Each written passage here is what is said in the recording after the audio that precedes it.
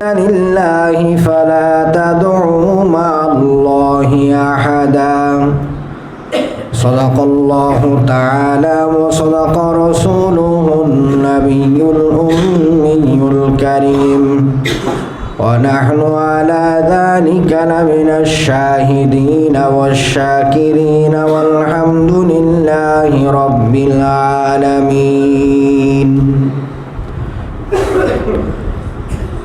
মুআজ্জাজ মুহতারাম সম্মানিত মুসল্লিয়ান দিগার মুরব্বিয়ানে ইজম বিভিন্ন জায়গা থেকে আগত ইসলাম প্রিয় ভাই ও বন্ধুরা মা ও বোনেরা, আমরা আল্লাহ সুবহানাহু ওয়া তাআলার মহান দরবারে শুকরিয়া আদায় করি, যার অশেষ মেহেরবানিতে প্রতি জুমার মতো আজকেও জুমার সালাত আদায় করার উদ্দেশ্যে মসজিদে আসতে পেরেছি। সেই জন্য বলে আলহামদুলিল্লাহ। সম্মানিত উপস্থিতি, আজকের খুতবাতুল জুমার আলোচনার বিষয়বস্তু হলো মোবাইল ব্যবহারের উপকারিতা ও এর ক্ষতির দিক।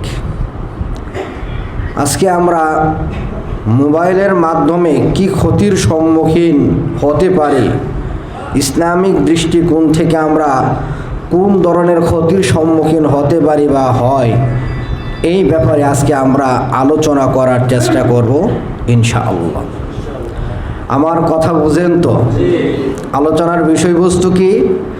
মোবাইল ব্যবহারের লাভ ক্ষতি, সহজ ভাষায় এটার উপকারী দিক কোনটা কি আছে আর ক্ষতির দিক কি আছে, আমরা ইসলামের দৃষ্টিকোণ থেকে ব্যাপারটা নিয়ে আলোচনা করব। আমাদের সময়ের ভেতরে আমরা সংক্ষিপ্ত আকারে বিষয়টা তুলে ধরার চেষ্টা করব ইনশাআল্লাহ। শ্রদ্ধেয় মুসল্লিয়ান, বর্তমান সময়ে বিজ্ঞানের যে আবিষ্কার অতি দ্রুত শহর বন্দর গ্রামগঞ্জ গ্রামে গঞ্জে সর্বত্র অতি দ্রুত ছড়িয়ে পড়েছে, এর মধ্য থেকে অন্যতম একটা ব্যাপার হলো মোবাইল ফোন। আজকে ছোটরা যেরকম বড়রা যেরকম মোবাইল ব্যবহার করে, ছোটরাও ব্যবহার করে। ধনী গরিব নারী পুরুষ প্রয়োজনে অপ্রয়োজনে আজকে মানুষ মোবাইল ব্যবহার করে থাকে। যারা কর্মজীবী তারাও ব্যবহার করে, যারা বেকার যারা শিক্ষার্থী তারাও ব্যবহার করে। মানে সব জায়গায় মোবাইলের আজকে সরাসরি। তো এই মোবাইলের মাধ্যমে আমাদের কিছু উপকার হয়েছে বটে, তবে মোবাইলের অনেক ক্ষতিকর দিকও আছে। মোবাইলের উপকারী দিক কি? মোবাইল আজকে থাকার কারণে পৃথিবীটা আমাদের হাতের মুঠোয় চলে এসেছে। বলা যায় যে একেবারে আমাদের যোগাযোগের ক্ষেত্রে এটা হাতের মুঠোয়। ঘরে বসে আমি আমেরিকার বিভিন্ন খবর পেয়ে যাচ্ছি। কানাডাতে থাকে আমার কোনো মানুষ, তার সাথে আমি কথা বলতে পারতেছি। সৌদি আরবে একজন হজ উমরা করতে গেল, তার খবর আমি নিতে পারতেছি। মোবাইলের মাধ্যমে আমি ব্যাংকিং লেনদেন করতে পারতেছি। ব্যাংকের ঝামেলা, ব্যাংকে গিয়ে আমার লাইনে দাঁড়ানো লাগতেছে না, অনেক ঝামেলা পোহাইতে হয়, এটা অনেক সহজ করে দিয়েছে মোবাইল। মোবাইলের মাধ্যমে আমরা ট্রেনের টিকিট কাটা বা বিভিন্ন বিশ্ববিদ্যালয় বিভিন্ন কলেজ ভার্সিটির বিভিন্ন ফর্ম ফিল আপ করা বা জমা দেওয়া, আরও বিভিন্ন জিনিস কেনাকাটা করা, এরকম বহু জিনিস আমাদের জন্য এই মোবাইল সহজ করে দিয়েছে। পাশাপাশি বিশেষ করে যে ব্যাপারটা যোগাযোগ করার, আগের দিনে দেখা যেত যে একই থানার ভিতরে বা পার্শ্ববর্তী গ্রামেও যদি কেউ থাকে তার খবরটা নেওয়ার জন্য তার বাড়িতে যাওয়া লাগতো, এটার জন্য একটা সময় ব্যয় করা লাগতো। এখন ব্যস্ততার ভিতরেও মোবাইলের মাধ্যমে ওই আত্মীয়ের ওই বন্ধুর খবরটা আমরা খুব সহজে পেয়ে যাচ্ছি। এগুলো হলো আমাদের জন্য মোবাইলের মাধ্যমে এটা আমাদের উপকারের একটা ব্যাপার। দেশের যে বিভিন্ন খবর, দৈনন্দিন যে খবরগুলো আছে, এই খবরগুলো খুব দ্রুত আমরা পেয়ে যাচ্ছি। পেপারে আসে পরের দিন, এর আগে আমরা পেপার আসার আগে আমরা তাৎক্ষণিক ব্যাপারগুলো আমরা জেনে যাচ্ছি। এরপরে মোবাইল, এটার মাধ্যমে আমরা ওয়াজ শুনতে পারি। মোবাইলে আমরা অনেক ওয়াজ, অডিও ভিডিও ওয়াজ দেখতে পারি, শুনতে পারি। কোরআন তেলাওয়াত আমরা শুনতে পারি। এখন অনেক প্রতিষ্ঠানের মাঝে মাঝে বিভিন্ন দুর্যোগের সময়ে আপনার অনলাইন ভিত্তিক ক্লাস হয়। অনলাইন ভিত্তিক যে ক্লাসগুলো আছে ওই ক্লাসগুলোতে অংশগ্রহণ করা যায়। এই যে ব্যাপারগুলো, এগুলো কিন্তু আমাদের জন্য একটা সহজ একটা ব্যাপার। আপনি মনে করেন ইসলামিক একটা জ্ঞান অর্জন করবেন, অনেক ব্যাপারই এমন আছে, আপনি গুগলে গিয়ে সার্চ দিলে আপনি দলিল ভিত্তিক অনেক আলোচনা আপনি সেখান থেকে পেয়ে যাচ্ছেন। মোবাইলের এটা একটা ভালো একটা দিক। মোবাইলের ভালো একটা দিক হলো আপনার অনেক ইসলামিক বই কেনার আপনার টাকার দরকার, এত টাকা আপনার নাই। একটা অ্যান্ড্রয়েড মোবাইল হলে আপনি এখানে অ্যাপস ডাউনলোড করে অ্যাপসের মাধ্যমে আপনি কোরআনের বিভিন্ন আয়াত, বিভিন্ন তাফসির আপনি দেখতে পাচ্ছেন। আপনি হাদিসের বিভিন্ন গ্রন্থ আপনার মোবাইলে রাখতে পারতেছেন, এগুলো আপনি সময়ে সময়ে দেখতে পারবেন। বিভিন্ন ইসলামিক বই, এটার মাধ্যমে আপনি পড়াশোনা করতে পারবেন। এইগুলো হলো মোবাইলের এই জাতীয় আরও অনেক বিষয় আছে যেইগুলো মোবাইলের মাধ্যমে আমরা এই সমস্ত কল্যাণগুলো আমরা পেয়ে থাকি। এটা আমাদের জন্য খুব উপকারী একটা ব্যাপার। তো মোবাইলের যেরকম অনেক উপকার আছে, মোবাইলের ঠিক যেমন উপকার ঠিক তেমন আমাদের ক্ষতিও আছে। বরং কখনো কখনো মোবাইলের মাধ্যমে মানুষ ক্ষতির দিকে ধাবিত হয় বেশি। এই যে বললাম মোবাইলে কোরআন তেলাওয়াত করা, কোরআন তেলাওয়াত শোনা, এটা খুব কম মানুষই শোনে। মোবাইলে ইসলামিক বই পুস্তক পড়া, এটা খুব কম মানুষই পড়ে। ওয়াজ শোনা খুব মানুষই করে। তো আরও কিছু দিক আছে মোবাইলের যেটা ইসলামিক দৃষ্টিকোণ থেকে ক্ষতিকারক, ওই দিকেই মানুষ ধাবিত হয় বেশি। এটাই আজকে আমরা একটু গুরুত্ব সহকারে এই মোবাইলের যে ক্ষতির যে দিকটা, এটাই আজকে আমরা একটু গুরুত্ব দিয়ে আলোচনা করব। আমরা মোবাইলের ক্ষতির দিক নিয়ে যদি আমরা আলোচনা করি তাহলে বলতে পারি, প্রথমেই আমরা আসি মোবাইলের রিংটোনের যে ব্যাপারটা, এই দিকটাই। এরপর আমরা অন্য দিকে যাই। এই মোবাইলের মধ্যে অনেক মানুষ রিংটোন হিসেবে কোরআনের আয়াত ব্যবহার করে থাকেন। অনেক মানুষ রিংটোন হিসেবে গজল ব্যবহার করে থাকেন, রিংটোন হিসেবে গান ব্যবহার করে থাকেন, গানের মিউজিক ব্যবহার করে থাকেন, আজান ব্যবহার করে থাকেন। এরকম অনেকেই এটাকে রিংটোন হিসেবে এগুলো ব্যবহার করে থাকেন। তো যারা ওয়াজ, গজল, আজান বা আপনার কোরআন তেলাওয়াত এইগুলো ব্যবহার করে থাকেন, তাদের উদ্দেশ্যটা ভালো হলেও, তাদের নিয়তটা ভালো হলেও ইসলাম এটাকে সমর্থন করে না। আমার কথা বুঝতেছেন? একটু সবারই তো এটা জানা প্রয়োজন, মনোযোগ দিয়ে শুনবেন। যে অনেকে তো ডাইরেক্ট গান ব্যবহার করতেছেন। এখন গান তো সরাসরি হারাম, এটাকে তো আর কেউ হালাল বলতে পারি না আমরা। আল্লাহ রাব্বুল আলামিন সূরা লুকমানের 6 নম্বর আয়াতের দ্বারা যত গান আছে, যত বাজনা আছে, যত অবৈধ প্রেমের উপন্যাস আছে, যত মিথ্যা গল্প গুজবের বই আছে, সবগুলোকে আল্লাহ তাআলা হারাম করে দিয়েছেন। এরপর রাসূল সাল্লাল্লাহু আলাইহি ওয়াসাল্লামের অনেক হাদিস আছে এই মর্মে। তো গান যারা মোবাইলে রিংটোন হিসেবে গান ব্যবহার করেন, তো এরা তো ডাইরেক্ট হারামের সাথে জড়িত হচ্ছেন। এখন যারা গান ব্যবহার না করে কোরআন তেলাওয়াত, আজান এগুলো ব্যবহার করেন, ওনারা মনে করেন যে আমরা এটা কি করতেছি, ভালো একটা কাজ করতেছি, অথচ এটাও একটা হারাম কাজ। কেমন? সূরা আরাফের মধ্যে আল্লাহ রাব্বুল আলামিন কি বলেছেন, যে যখন কোরআন তেলাওয়াত করা হয় তখন তোমরা কি করো? চুপ থাকো, মনোযোগ সহকারে তোমরা শোনো। কোরআন আল্লাহ তাআলা নাজিল করেছেন আমাদের জন্য কেন? হুদাল্লিল মুত্তাকিন, হুদাল্লিন নাস, এটা মানুষের হেদায়েতের জন্য, মুত্তাকিদের হেদায়েতের জন্য কোরআন নাজিল করেছেন। কোরআন নাজিল করেছেন কেন? কোরআন থেকে উপদেশ গ্রহণ করার জন্য। কোরআন নাজিলের উদ্দেশ্য হলো হেদায়েত লাভ করা, কোরআন নাজিলের উদ্দেশ্য হলো উপদেশ গ্রহণ করা, কোরআন তেলাওয়াতের উদ্দেশ্য হলো সওয়াব অর্জন করা, কোরআন তেলাওয়াতের সময় আদব হলো মনোযোগ সহকারে শোনা, চুপ থাকা। এটা হলো কোরআনের আদব। এখন যেই মানুষটা মোবাইলের মধ্যে কোরআনের আয়াতকে রিংটোন হিসেবে ব্যবহার করেন, উনি কিন্তু রিংটোন মানে হচ্ছে, আমি আপনাকে ফোন দিলাম, আপনার মোবাইলে রিং বাজলো, রিংটোন হচ্ছে, আওয়াজ হচ্ছে, এটার মানে হচ্ছে যে আপনাকে মোবাইল ডাকতেছে, যে আপনাকে একজন কল দিয়েছে, আপনি মোবাইলটা কি করেন, রিসিভ করেন। কোরআন তো এইভাবে মানুষকে মোবাইল রিসিভ করার জন্য আহ্বান করার জন্য কোরআন কি হয় নাই, নাজিল হয় নাই। এরপরে যখন কোরআনের আয়াত রিংটোন হিসেবে আপনি দিবেন, তখন কি, যখন আপনি ব্যস্ততার সময়, মনে করেন আপনি বাজারে আছেন, কোনো গাড়ির বাস স্ট্যান্ড এলাকায় আছেন, গাড়ির আওয়াজে বা কোনো মানুষের সুরগুলোর আওয়াজে আপনি রিংটোন যখন আসলো, ফোন যখন আসলো, তখন আপনি শুনলেন না, কোরআনের আয়াতটা বেজে বেজে আস্তে আস্তে কী হয়ে গেল, এটা রিংটোনটা একবার বন্ধ হয়ে গেল। এই যে সময়টা 30 সেকেন্ডের মতো সময় কোরআনের আয়াত তিলাওয়াত হলো, এখানে কেউ শুনলো না, এটা কি কোরআনের সাথে অবমাননা নয়? এটা কোরআনকে অবমাননা করা, এটা তো বৈধ কাজ না। আল্লাহ আয়াত নাজিল করেছেন, যখন কোরআন তেলাওয়াত করা হয় চুপ থাকো, মনোযোগ সহকারে শুনো। এরকম কোরআনকে রিংটোন হিসেবে ব্যবহার করো, এটা আল্লাহ বলেন নাই, এটার জন্য কোরআন নাজিল হয় নাই। আপনি যখন আজানকে আপনি রিংটোন হিসেবে দিলেন, আজান ব্যাপারটা কিসের জন্য?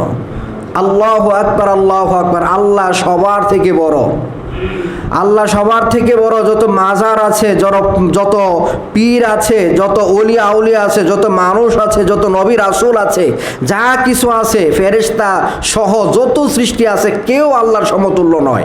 আল্লাহ সবার ঊর্ধ্বে, সবার থেকে বড়। আল্লাহর বরত্ব ঘোষণা করা হচ্ছে। আশহাদু আল্লা ইলাহা ইল্লাল্লাহ, তাওহীদের বাণী বলা হচ্ছে, ঘোষণা হচ্ছে, আমি সাক্ষ্য দিচ্ছি আল্লাহ ছাড়া সত্যিকার কোনো ইলাহ নেই। আশহাদু আন্না মুহাম্মাদুর রাসূলুল্লাহ, রিসালাতের সাক্ষ্য দেওয়া হচ্ছে এখানে। এটা হলো তাওহীদের একটা বাক্য, তাওহীদের একটা বাণী। এই আযানটাকে আমরা রিংটোন হিসেবে ব্যবহার করলাম, তাহলে তো হলো না। এই যে আল্লাহর গুণ, আল্লাহর বরত্ব, আল্লাহর একত্ববাদ, রাসূলের রিসালাত, এই ব্যাপারটাকে আমরা হালকাভাবে নিলাম। ব্যাপারটা তো হালকা নয় যে আপনি মোবাইলে রিংটোন বাজবে, আপনি বেখেয়ালে থাকলেও এটা বাজবে, খেয়ালে থাকলেও এটা বাজবে, তাহলে তো হলো না। এরপর আপনি যখন টয়লেটে থাকবেন, যদি আপনি টয়লেটে থাকেন, আপনি যদি ওয়াশরুমে থাকেন, তখন যদি রিংটোন আসে, তাহলে ব্যাপারটা কেমন হলো? কোরআন তেলাওয়াত বাজতেছে, এখানে আল্লাহর তাওহীদের মানে উচ্চারণ হচ্ছে, আর আপনি টয়লেটের ভিতরেই আছেন, এগুলোর আদবের খেলাফ হয়ে যায় রিংটোন হিসেবে। এই কারণে এগুলো দেওয়া ঠিক না। অনেকে দোয়া দিয়ে থাকেন রিংটোন হিসেবে। আপনি যে রিংটোন হিসেবে দোয়া দিবেন, হাদিসে কি আসছে, আদ দোয়া ও আল ইবাদা, দোয়া হলো কি একটা ইবাদত। আল্লাহ রাসূল সাল্লাল্লাহু আলাইহি ওয়াসাল্লাম বলতেছেন, আদ দোয়া ও আল ইবাদা, দোয়া হলো ইবাদত। দোয়া হাত তুলেও হতে পারে, হাত না তুলেও হতে পারে। রাসূল সাল্লাল্লাহু আলাইহি ওয়াসাল্লাম থেকে এরকম বহু দোয়া, আল্লাহুম্মা হদিনি ফিমান হাদাইত, এটা কি দোয়া নয়? ওই দিন দেখলাম একটা রিংটোন বাজতেছে একজন মানুষের মোবাইলে, আল্লাহুম্মা হদিনি ফিমান হাদাইত, এটা তো দোয়া। তো দোয়া হল, যদি এটা ইবাদত হয়ে থাকে, তাহলে ইবাদত কার অনুসরণে করতে হয়, কিভাবে করতে হয়? আপনি যেইভাবে ইচ্ছা সেইভাবে করলেই হবে? এটারও তো একটা আদব কায়দা আছে, নিয়ম কানুন আছে। রাসূল সাল্লাল্লাহু আলাইহি ওয়াসাল্লাম এটা কীভাবে করতেন? দোয়া করবেন, দোয়া মানে আল্লাহর কাছে আমরা চাইবো, আল্লাহর কাছে আমরা প্রার্থনা করব। তাহলে এটা মোবাইলের মাধ্যমে যদি আমরা রিংটোন হিসেবে এটাকে ব্যবহার করি, তাহলে তো এটা হলো না। ইবাদতের একটা ব্যাপারটাকে আমরা হালকাভাবে নিলাম, এই দোয়া রিংটোন হিসেবে দেওয়া যায় না। তো এই যে রিংটোন হিসেবে এই ব্যাপারগুলো দেওয়া, গানের মিউজিক বা গান দেওয়া, এটা তো ডাইরেক্ট হারাম কাজ। কোরআন তেলাওয়াত দেওয়া, এটাও নিষিদ্ধ কাজ। আপনি আজান দিবেন রিংটোন হিসেবে, এটাও নিষিদ্ধ। আপনি এই দোয়া দিবেন, এটাও নিষিদ্ধ। এইগুলো তো আসলে আমরা রিংটোন হিসেবে দিতে পারি না। রিংটোন হিসেবে যদি আমরা ব্যবহার করতে চাই, নর্মাল আমরা রিংটোন ব্যবহার করব যেটাতে গানের মিউজিক নাই। আর আমরা এটা সবাই জানি, এই মোবাইলের মাধ্যমেও মানুষের ইমানকে আস্তে আস্তে হরণ করার পায়তারা চলতেছে। যার কারণে কোনো মোবাইলের সেট রিংটোনটা এরকম, এটার মধ্যে গানের বাজনা দেওয়া আছে। আপনি বাছাই করে, যেটা মিউজিক না, নর্মাল একটা রিংটোন, এমন একটা রিংটোন আপনি যদি মোবাইলে সেট করেন, ওকে আলহামদুলিল্লাহ, এর বাইরে আপনি যাবেন না। এর বাইরে গেলেই আপনি ইসলামিক দৃষ্টিকোণ থেকে আপনি ক্ষতির দিকে পা বাড়ালেন। এরপরে দেখেন, মোবাইলে আমরা অনেক সময় ওয়েলকাম টোন ব্যবহার করি। একটা হলো রিংটোন আর একটা হলো ওয়েলকাম টোন। আমি যখন আপনাকে ফোন দিব, আপনার মোবাইলে একটা আওয়াজ হবে, একটা আমরা রিং হচ্ছে, এটা আমরা বুঝি। এই রিংয়ের পরিবর্তে কখনো কখনো কারো মোবাইলে কোরআন তেলাওয়াত বাজে, গজল বাজে, এটাও ঠিক না। কারণ এটা এক পক্ষে শুনতেছে, আরেক পক্ষে শুনতেছে না। ব্যাপারটা অনেক সময় দেখা যায়, আমি ফোন দিলাম, ফোন দিয়ে কানে আমি লাগাইলাম না, তাকে আসি রিসিভ করলে তারপর আমি কানে দিলাম। এখানে যদি কোরআন তেলাওয়াত হতো, তাহলে এখানে তো এটা আমিও শুনলাম না। এই কারণে এইগুলো আমরা ওয়েলকাম টোন হোক, রিংটোন হোক, এই হিসেবে আমরা এগুলো দিব না। এরপরে দেখেন, এটা হলো মোবাইলের একটা ক্ষতির দিক, এইগুলো যদি আমরা দেই। এরপরে মোবাইলের ক্ষতির দিক কি আছে? ইসলামিক দৃষ্টিকোণ থেকে মোবাইলের ক্ষতির দিক হলো, আজকে মোবাইলকে মানুষ, আমরা বললাম যে মোবাইলকে মানুষ ভালো কাজের তুলনায় মন্দ কাজে ব্যবহার করে বেশি। কিভাবে? একটা সময় ছিল একটা গ্রামের মধ্যে একটা টিভি থাকতো, বা একটা মহল্লাতে একটা টিভি থাকতো, পুরা গ্রামে কয়েকটা টিভি থাকতো। যদি কোনো নাটক দেখা লাগতো, কোনো সিনেমা দেখা লাগতো, টিভির কোনো অনুষ্ঠান দেখা লাগতো, তখন ওই বাসায় যে নির্দিষ্ট সময়ে এই অনুষ্ঠানগুলো দেখা লাগতো, অথবা রেডিওর মাধ্যমে বিভিন্ন অনুষ্ঠান শোনা যেত, অনেক গান শোনা যেত। তো ওইটা তো সবার হাতে হাতে ছিল না। অনেক মানুষ মনে করতো যে আমি তার বাড়িতে গিয়ে টিভি দেখবো, বা ওই জায়গায় যাব, আমাকে মানুষ দেখবে, এটা কেমন, এই লজ্জার কারণে অনেকেও এই অন্যায় থেকে কি থাকতো, বেঁচে থাকতো। আর বর্তমানে টিভি থেকেও মারাত্মক হলো মোবাইল।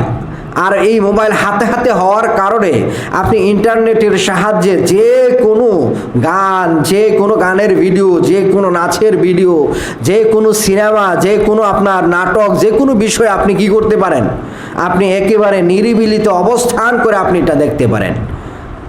এটা হলো একটা ক্ষতির দিক, এবং এই দিকে মানুষ দাবিতও হচ্ছে, মনে করতেছে মানুষ আমাকে দেখতেছে না, তাহলেই হলো, আল্লাহ দেখতেছেন, এটা মাথায় আসে না। এটা হলো একটা ক্ষতির দিক।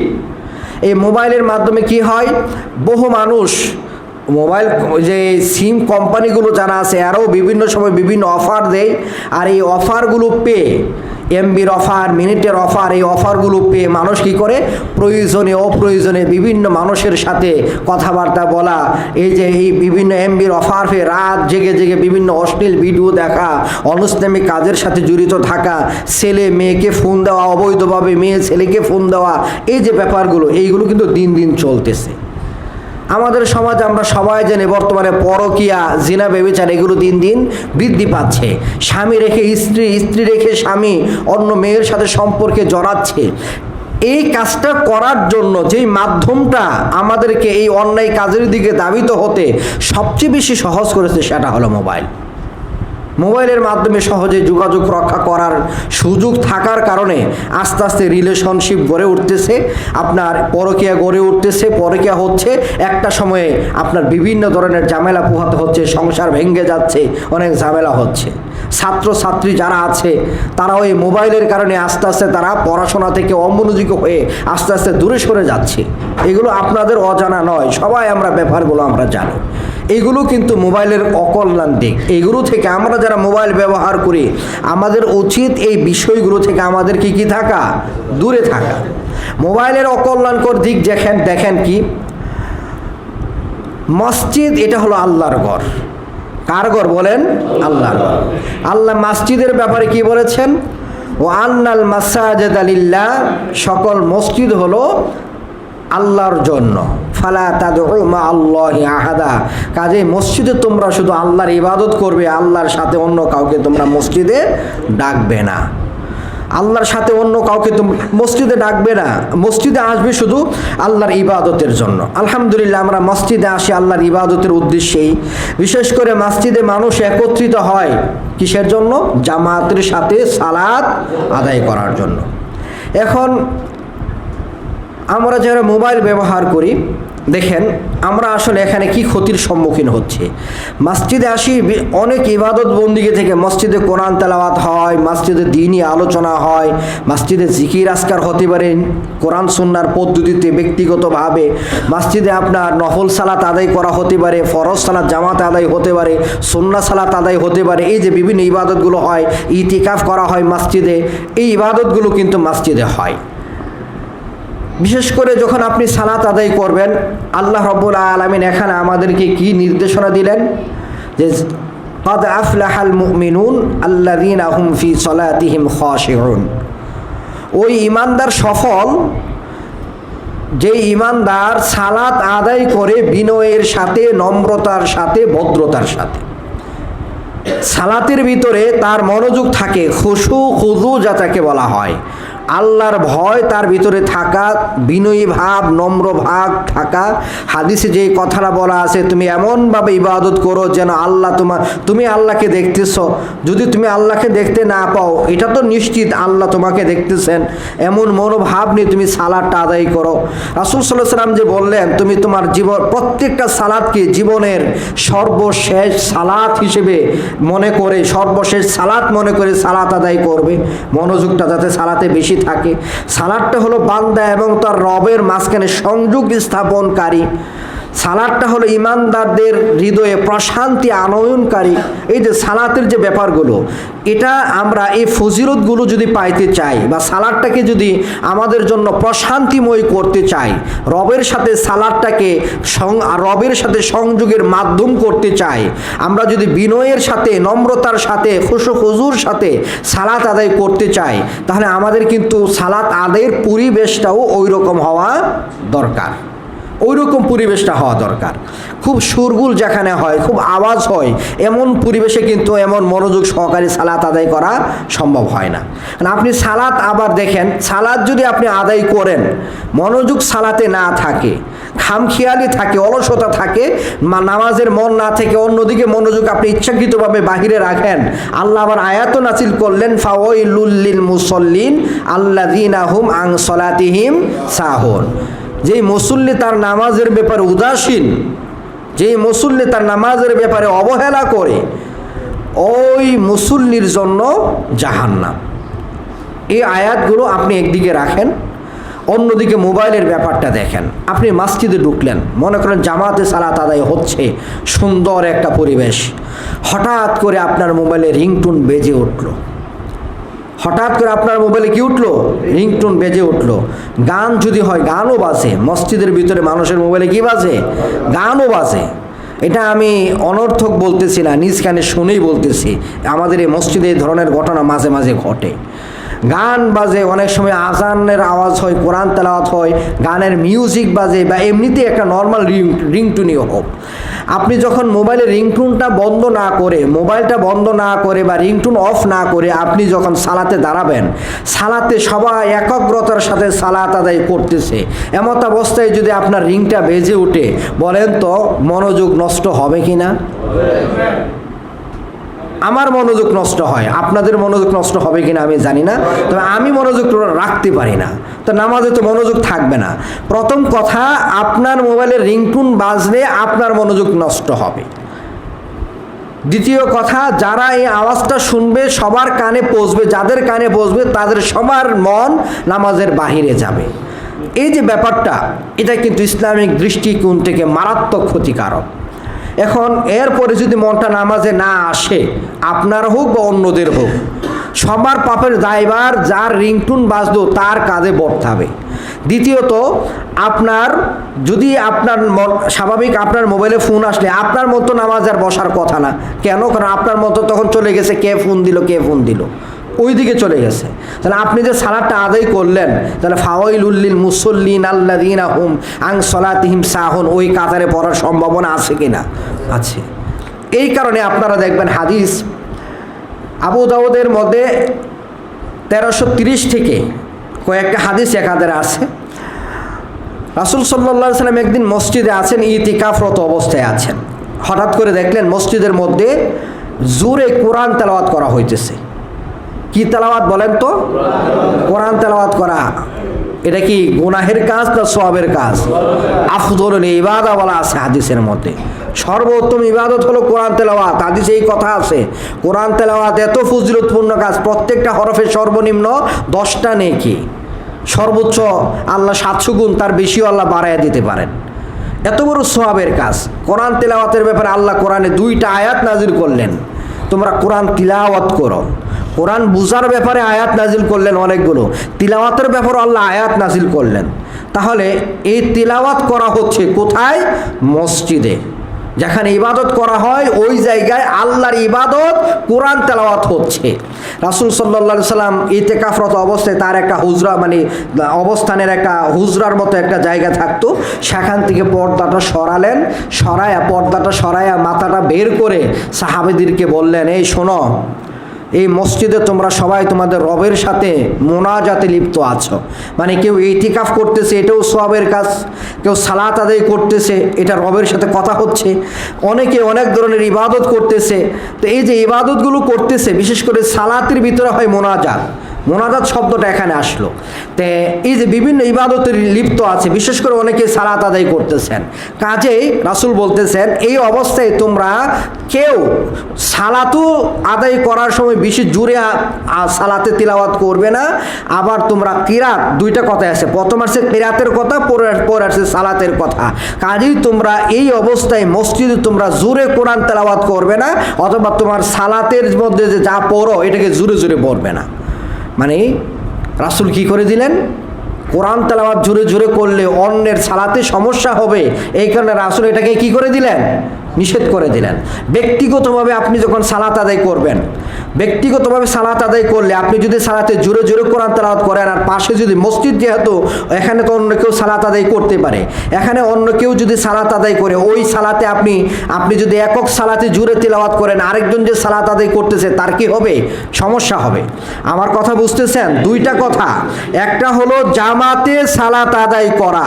জামাতে সালাত আদায় করলে তো যখন জোরে তেলাওয়াত করার, তখন তো জোরে তেলাওয়াত করতেই হবে। এখন কিন্তু এখানে জামাতে সালাত আদায়ের কথা বলা হচ্ছে না, কারণ রাসূল তো সালাত আদায় করতেছিলেন না, রাসূল তখন কথা বলতেছেন। কথা বলে মানে সালাত আদায় না, ইতিকাফরত অবস্থায় এমনিতেই বসা আছেন, ইবাদত করতেছেন, এমন সময় কোরআন তেলাওয়াত শুনে রাসূল বললেন, তোমাদের এই মসজিদে তোমাদের অনেকে, তোমরা সবাই আল্লাহর কাছে মোনাজাত করতেছো, আল্লাহর সাথে গোপন কথা বলার মধ্যে ব্যস্ত আছো, ইবাদতে ব্যস্ত আছো। এমত অবস্থায় তোমরা কেউ জোরে কোরআন তেলাওয়াত করবে না, অথবা জোরে জোরে সালাত আদায় করবে না। মানে ওই সময়ের সালাতটা ছিল ব্যক্তিগত সালাত। আপনি যদি ব্যক্তিগতভাবে সালাত আদায় করেন, আপনি জোরে জোরে কোরআন তেলাওয়াত করেন, সালাতের ভিতরে কিরাত পড়েন, আমিও সালাত আদায় করি, তাহলে আপনার আওয়াজে আমার কি হতে পারে, সমস্যা হতে পারে। এই কারণে রাসূল এটা নিষেধ করে দিলেন, কোরআন তেলাওয়াতের কথাটা আপনি নিষেধ করে দিলেন। তো যেই জায়গায় সালাতরত অবস্থায়, অন্য মুসল্লি সালাতরত অবস্থায়, মানে মসজিদের মধ্যে জোরে জোরে কোরআন তেলাওয়াত করা নিষিদ্ধ, যাতে অন্যের সালাতে সমস্যা না হয়, তাদের মনোযোগ নষ্ট না হয়, এই জায়গায় যদি মোবাইলের রিংটোনের মাধ্যমে অন্যের সালাতের মনোযোগ নষ্ট হয়, তাহলে ব্যাপারটা কেমন হবে? অবশ্যই এটা ইসলাম সমর্থন করে না। এমনিতে দেখেন, এমনিতে আপনি কোরআন তেলাওয়াত প্রয়োজনে জোরে করতে পারেন, আস্তে করতে পারেন।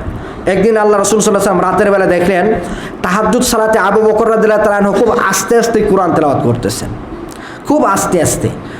আর উমর রাদিয়াল্লাহু তাআলা আনহুকে দেখলেন যে উমর রাদিয়াল্লাহু তাআলা আনহু খুব জোরে জোরে তেলাওয়াত করতেছে। আবার বিলাল রাদিয়াল্লাহু তাআলা আনহুকে দেখলেন এখান থেকে একটু পড়তেছে, ওখান থেকে একটু পড়তেছে, ওই সূরা থেকে একটু পড়তেছে। তিনজনকে তিনটা ঘটনা করতে দেখলেন।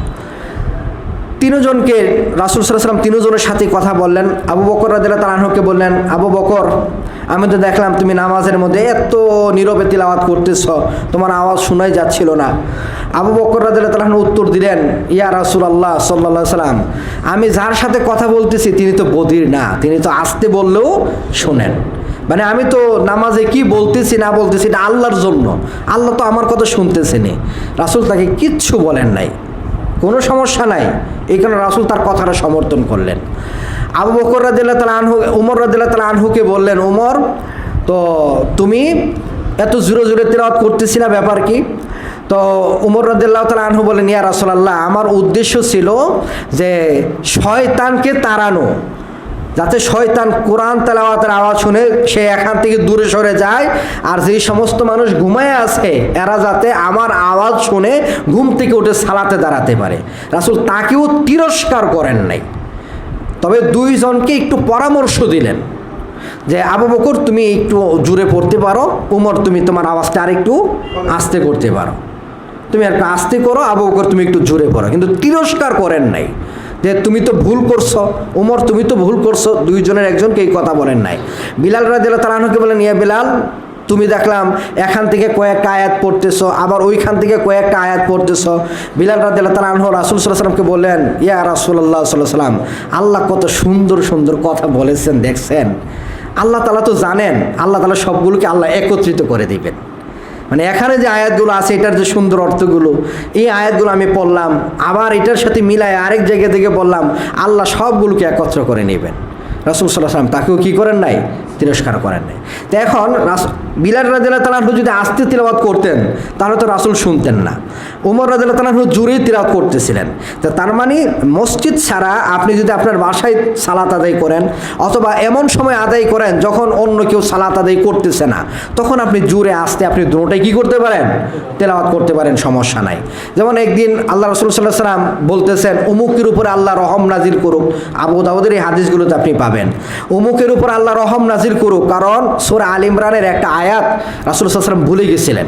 বলতেছে এই আয়াতটা অমুকে, আমি আয়াতটা ভুলে গেছিলাম, অমুকে তো আমার এই আয়াতটা স্মরণ করায় দিছে। মানে জোরে তিলাওয়াত করার কারণে এই আয়াতের কথা আমার এই মুহূর্তে মাথায় ছিল না, যখন সে জোরে তিলাওয়াত করলো তখন আমার এই আয়াতের কথাটা স্মরণ হলো। তার মানে জোরে তেলাওয়াত করা কখনো কখনো কি আছে? ঠিক আছে, কোনো সমস্যা নাই। তবে আমরা যেই কথাটা বলতেছি এটা হলো মসজিদে যখন মানুষ সালাত আদায়রত অবস্থায় থাকে তখন আপনার জোরে তেলাওয়াত করতে নিষেধ করা আছে। তো এই জায়গায় যদি আপনার রিংটুন বেজে ওঠে, অন্যের নামাজের মনোযোগ নষ্ট হয়, তাহলে তো এটা হলো না। যদি ওই মানুষটার নামাজ সালাতের ভিতরে, মনটা যদি সালাতের ভিতরে না আসে, তাহলে তো ওই জাহান্নামী মুসল্লিদের কাতারে সে চলে যাওয়ার সম্ভাবনা আছে। এই কারণে আমাদের এই ক্ষেত্রে মাসালা হলো, যদি কেউ মসজিদে ঢুকে তখন তার অন্যান্য আদবের সাথে এটাও একটা আদব। বর্তমানে যেহেতু একটা নতুন একটা ব্যাপার মোবাইল, আপনি মসজিদে ঢোকার আগে হয় মোবাইলটা একেবারে বন্ধ করে ফেলবেন, না হয় মোবাইলটা আপনি সাইলেন্ট করে ফেলবেন যাতে কোনো আওয়াজ না হয়। এরপরেও যদি কোনো কারণে আপনার মনে করেন মনে ছিল না, নামাজের ভিতরে রিং বেজে উঠলো, তখন আপনি এক হাতে যদি পারেন মোবাইল না দেখে এক হাতে পারলে আপনি এটাকে বন্ধ করে দিবেন। যদি এটা সম্ভব না হয় আপনি আপনার নামাজ ছেড়ে দিয়ে আপনার নামাজটা ছেড়ে দিবেন। নামাজটা ছেড়ে দিয়ে মোবাইলটাকে বন্ধ করবেন, তারপর আবার নতুন করে নিয়ত বেঁধে আপনি তাকবীরে তাহরিমার মাধ্যমে আপনি সালাতে অংশগ্রহণ করবেন। যে কই রাকাত চলে গেছে ইমাম সাহেব সালাম ফিরানোর পর আপনি ওই রাকাতে একা একা মাসবুক হিসেবে আপনি কী করবেন? আদায় করবেন। তারপরেও রিংটোন বারবার বাজার জন্য দেওয়া যাবে না, কারণ রিংটোন বারবার বাজার জন্য দিলে সমস্যা শুধু আপনার হবে না, আপনার আশপাশের মুসল্লি যারা আছে সবার হবে। মসজিদটা ইবাদতের জায়গা, মসজিদ এখানে এই মোবাইল ফোন এটার আওয়াজ শোনার জায়গা না। এটার জন্য মসজিদ বানানো হয় নাই। মসজিদে শুধুমাত্র আল্লাহর ইবাদত চলবে, আল্লাহর ইবাদত যা আছে সব মসজিদে করা যাবে, অন্য কোনো কিছু মসজিদে চলে না। অনেক সময় আমরা মোবাইল কি করি, মোবাইল আমরা সামনে রেখে সালাত আদায় করি। এটাও এখানেও কিছু সমস্যা তৈরি হয়। কি সমস্যা তৈরি হয়? আপনি যদি মোবাইলটা এভাবে আপনি সোজাসুজি রাখেন, মানে স্ক্রিনটা উপরে থাকে, এখানে যদি আপনি সাইলেন্টও করা থাকে, যদি ফোন আসে আর আপনার রুকুতে যান বা আপনার চোখে যদি আলোটা পড়ে, ফোন আসুক, ফোন আসলে মনে হয় কে ফোন দিল বা ফোনটা কখন রিসিভ করবে এমন একটা মনোযোগ তৈরি হয়, মনটা ওই দিকে চলে যায়। বা এমনিতেই লাইট জ্বললে কেন, মেসেজ কে পাঠাইলো, কী হলো, মনটা কিন্তু আর সালাতের ভিতরে থাকে না। আর যদি স্ক্রিনে যদি আপনি কোনো মানুষের ছবি থাকে, কোনো প্রাণীর ছবি থাকে, যদি ছবিটা বেশি ওঠে তাহলে তো আরও মারাত্মক। এই কারণে আমরা প্রথম কথা মোবাইলটি আমরা সামনে রাখবো না, উপর করেও না, সরাসরিও না। কারণ উপর করে রাখলেও পাশের মুসল্লির দৃষ্টি মোবাইলের দিকে যেতে পারে। কারণ মসজিদ আসলে মূলত দেখেন এই মোবাইল টোবাইল নিয়ে আলোচনার জন্য আসলে এটা একটা ব্যাপার ছিল না। আজকে মোবাইলের কারণে, আমাদের অজ্ঞতার কারণে আজকে মসজিদে মোবাইল কীভাবে রাখবো এটা নিয়েও আলোচনা করা লাগে। আপনি সামনে মোবাইল রাখলে আপনি পাশের মুসল্লি তো আপনার মোবাইলের দিকে দৃষ্টি দিতে পারে। বা অনেক সময় আমরা ভাইব্রেশন করে রাখি, আমি কিন্তু ভাইব্রেশনের কথা বলিনি, সাইলেন্ট করার কথা বলছি। ভাইব্রেশন করলে অনেক সময় কি হয়, অনেকের মোবাইল জোরে আওয়াজ হয়, কাঁপুনিটা বেশি হয়। কাঁপুনি বেশি হলে কিন্তু আপনার জন্য সমস্যা, অন্যের জন্য সমস্যা না হলেও আপনার মনোযোগ নষ্ট হবে। এই ব্যাপারগুলো আমাদের মাথায় রাখতে হবে। মসজিদে যখন আমরা আসব মোবাইলের এই ব্যাপারগুলো আমরা মাথায় রাখবো। আমরা যখন সালাতে দাঁড়াবো আমরা মোবাইলটা বন্ধ করে সালাতে দাঁড়াবো। আরে ভাই, আপনি তো আল্লাহর সাথে মোনাজাত করবেন সালাতের ভিতরে, আপনি তো আল্লাহ, সূরা ফাতিহা আল্লাহ এবং বান্দার মাঝখানে দুই ভাগে ভাগ করা আছে। আপনি সালাতের ভিতরে আল্লাহর কাছে দোয়া করবেন, আল্লাহর একত্ববাদ ঘোষণা করবেন, আল্লাহর বিভিন্ন তাসবিহ পাঠ করবেন। এই জায়গায় যদি আপনি একটু সামান্য একটা জিনিস আপনি এটা বন্ধ না রাখতে পারেন, তাইলে আপনি কেমন ইমানদার হলেন? আপনি আপনার রবের সাথে কি মুনাজাত করেন, কি ইবাদত করেন? এতটুকু সময় আমরা কি পারি না? অনেককে দেখা যায় বলার পরেও কি করে না, রিংটোন বন্ধ করে না, মোবাইলের মতোই আছে না। এটা আমাদেরকে খেয়াল রাখতে হবে। এটা হলো মোবাইল, আমরা যদি এই ব্যাপারগুলো খেয়াল না রাখি তাহলে এটা আমাদের হবে ক্ষতিকারক দিক। এরপরও মোবাইলের আরও অনেক ক্ষতিকারক দিক আছে, যেমন মনে করেন যে সময়ে অসময়ে মানুষদেরকে অসময়ে ফোন দেওয়া, অসময়ে মানুষদেরকে মিস কল দিয়ে বিরক্ত করা, এটাও হলো আরেকটা ক্ষতিকারক দিক। এরপরে আপনার মনে করেন যে অযথা মানুষকে হুমকি ধমকি দেওয়া মোবাইলের মাধ্যমে, এটা হলো আরেকটা ক্ষতিকারক দিক। এই মোবাইলের মাধ্যমে আপনারা সবাই, আমরা আসলে মোবাইলের ক্ষতিকারক বিভিন্ন দিকগুলো সবারই কম বেশি জানা আছে না। আমরা কি বলবো, শুধু আপনাদেরকে মনে করায় দিলাম। বিশেষ করে মসজিদের ব্যাপারটা আমাদের বলা উদ্দেশ্য ছিল। আমরা মসজিদে যখন আসবো তখন আমরা মোবাইলের ব্যাপারটা খুব খেয়াল রাখবো, বিশেষ করে রিংটোন যাতে না বেজে ওঠে, মোবাইল সামনে রাখার ব্যাপারটা, এই মোবাইলের দ্বারা যাতে আমার এবং অন্যের নামাজের সমস্যা না হয়, এই ব্যাপারগুলো আমরা অবশ্যই খেয়াল রাখবো। আল্লাহ রব্বুল আলামিন আমাদের সবাইকে, আমরা যে আজকে আলোচনা করলাম মোবাইলের যে উপকারী দিকগুলা, উপকার যেমন কিছু আছে, ক্ষতিকর দিকগুলো বেশি আছে। আমরা যাতে মোবাইলের দ্বারা ক্ষতির সম্মুখীন না হয় সেই দিকটা আমাদেরকে প্রাধান্য দিতে হবে। আল্লাহ তাআলা আমাদেরকে ব্যাপারগুলো বোঝার তৌফিক দিন, আমিন।